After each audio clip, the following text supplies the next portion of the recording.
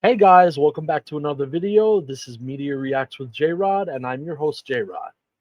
We're going to be doing another video watching Marco Pierre White. I guess we've been doing a little bit of a series on his cooking videos and the things that he teaches. For those of you that don't know, Marco Pierre White is a 3 Michelin star chef. He has been a professional chef for over 30 years, and he is the mentor of Gordon Ramsay, along with many other prestigious world-class chefs. I have learned a lot from him. I enjoy watching him. He has a very fatherly posture about him, and I could understand how he was able to impart so much into Chef Ramsay, along with many others, and to the next generation, which includes me. And I'm very grateful for that. So we're going to be watching another video of his. I've never watched it, so it's going to be a blind reaction. And let's get right to it. Let's see. Steak and ale pie. Very easy, very simple. Roughly chopped onions, fried golden brown. Nice chunks of beef, caramelized golden brown. Nice. Put the two together. In the pot, add your beer, half a litre of Knorr rich beef stock pot, and thicken with a little corn flour.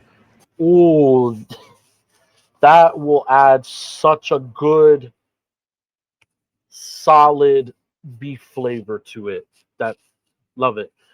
That is really good. I'm assuming that this has to be a British thing or a French thing. I've never heard of this before, but this is really cool. I like that idea.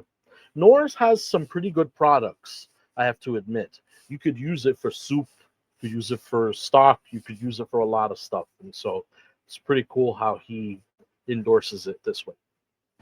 Chop our onions. They're still quite coarse, but that's fine because over the cooking they'll just break down. It's nice to see them anyway at the end. You know, it's nice to add a bit of texture. A little oil or dripping, whatever you wish to use.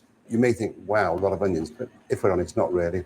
We've got some big chunks of meat here. For those of you that are cooks or chefs or whatever, you know that onions shrink when they sweat the excess water out of them. So yeah, you could put a pot full of onions, and when they sweat, it shrinks significantly. I don't like little squares. A big chunk of meat so I can get that real texture. And like also that. I get great caramelization by cooking a large piece. If you want to use big chunks of meat like myself, then don't go to the supermarket, go to see your butcher and ask for the cut, which is the top end of the rib, which is running into the neck. It's really good for braising. Remember, the pan should be hotter than you want it. So don't be scared to get it really hot. Because once I put 4 or 5 pieces of meat into that pan, there's a tremendous loss of heat. So have the confidence to make your pan really hot. Yeah, the temperature will reduce very quickly once something is put on it. So that's a good idea. And you'll get a great sear. When I think of a steak pie, I think of a steak which has been braised, topped with pastry. Wow. I don't think of little cubes, even though that's what people tend to do. For me, I sit down, I get my steak pie, I lift my pastry, and there's my steak. A nice braised steak, which has been caramelized beautifully. Very Here goes our beef.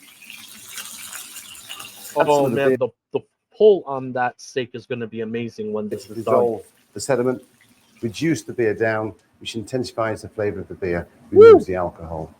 So as you can see, that is going to be so flavorful. Caramelized onions, caramelized beer reduced, all cooking together. We'll just reduce that down a little bit more. When it's reduced by about half, then I'll add the rich beef stock pot, approx half a litre.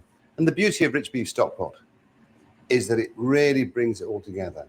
Because when you think something like steak needs a big flavor, onions, beer, they're all big flavors. And what the rich beef stock pot does is bring them all together. It gives it that great texture, that richness at the end, which yours.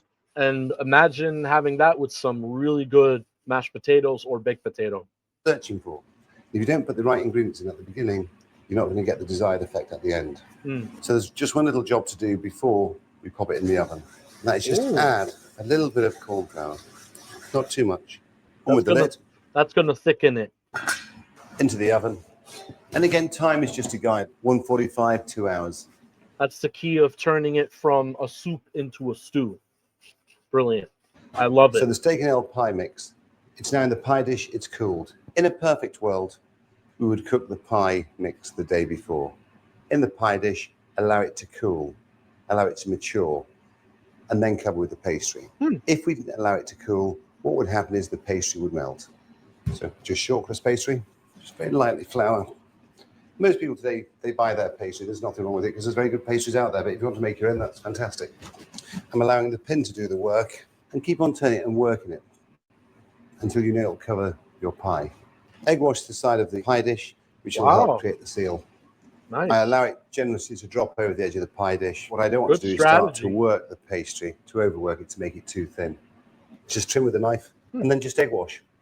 And there's our pie Nice. in the oven, approx 30 minutes. So there we have it. Wow. Steak and ale pie, a That great is British gorgeous, classic. man. Delicious. Wow. That is awesome. That is great, guys. Anyways, I hope that you guys enjoyed the video. Like, comment, subscribe, comment on videos that you would like to see. Hit the notification bell so that you don't miss a video that I come out with. I hope you guys enjoyed it, and I'll see you guys later.